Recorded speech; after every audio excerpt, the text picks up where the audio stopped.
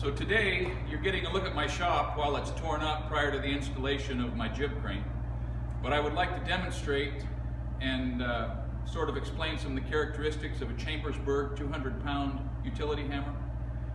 This is a different hammer frame than you may see on a Chambersburg pneumatic forging hammer.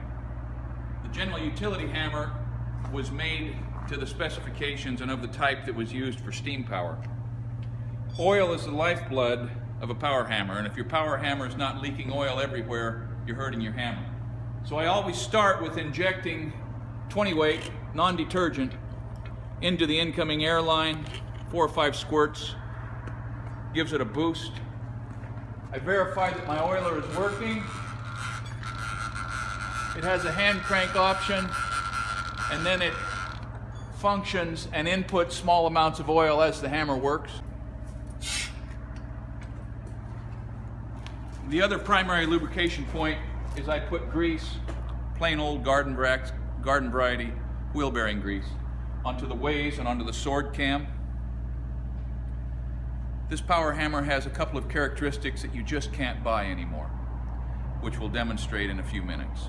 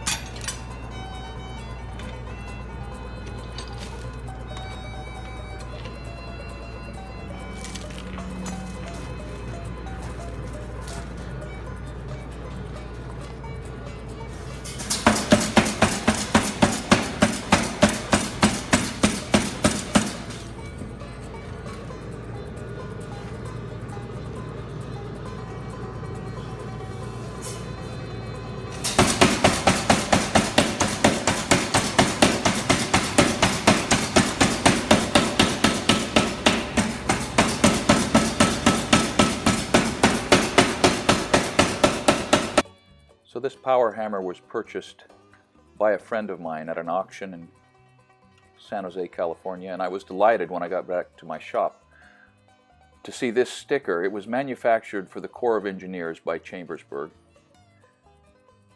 and shows almost no evidence whatsoever of use. I speculate that it must have spent decades in the belly of a service vessel or perhaps in a dam in a maintenance shop during the time the metal industry switched from blacksmithing to fabrication.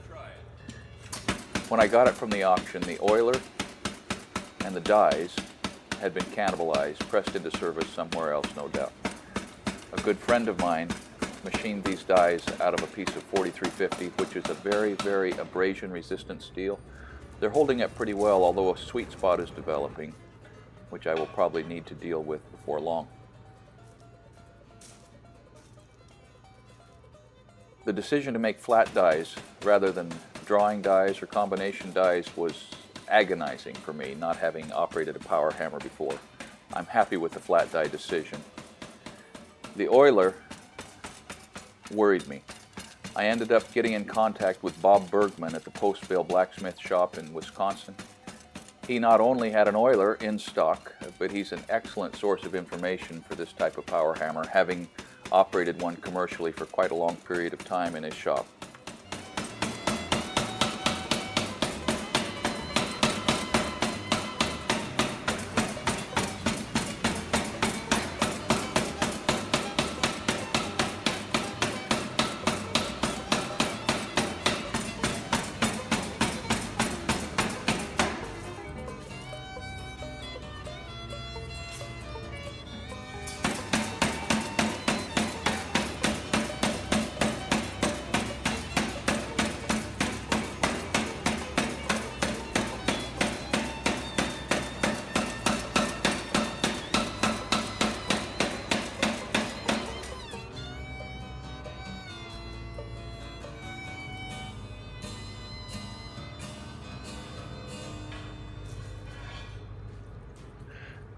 As you've been watching the repetitive blow mode of this hammer, you can see that it's very controllable. It also has the spectacularly useful capacity to deliver a single blow.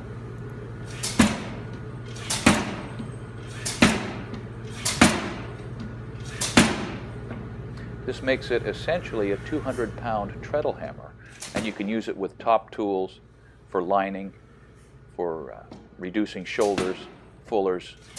The applications are endless. So a couple of comments about Chambersburg general utility hammers. Being built on the pattern of their steam-powered hammers, they are air hogs. You have to have really an inordinate air supply to make these things run. This hammer takes 90 psi, 90 CFM, and so I compress that air with diesel in a towable compressor. There's one other mode which I'm aware of, which I've never used, but I probably, in order to avoid charges of hypocrisy, will need to do that very soon, and that is it will hit and hold. You can use it essentially as a vise in the middle of a forging process.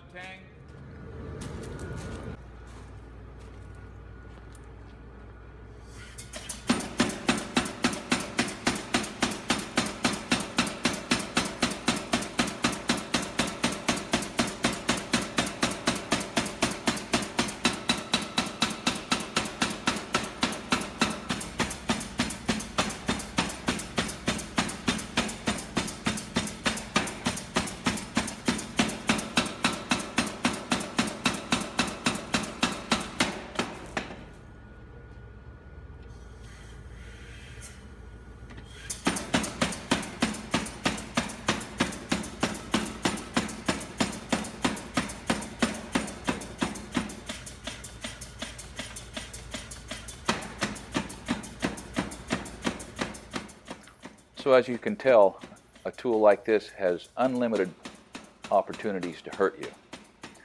If you're not familiar with heavy equipment and balancing risk with productivity, you need to learn that skill set somewhere else.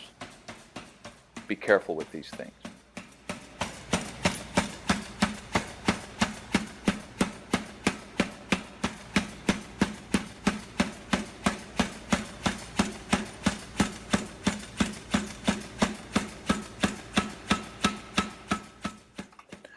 Obviously, this is a sword. This particular commission is for a man who is gifting a handmade custom sword to a grown son. Swords are a small part of the commissions that I take. Most of my work is architectural ironwork. But I'll tell you, at 57 years old, I don't have enough life left to do these things by hand. This tool is invaluable. I feel privileged to own it. Thanks for watching. I hope you enjoyed this. I hope you learned something. Be safe.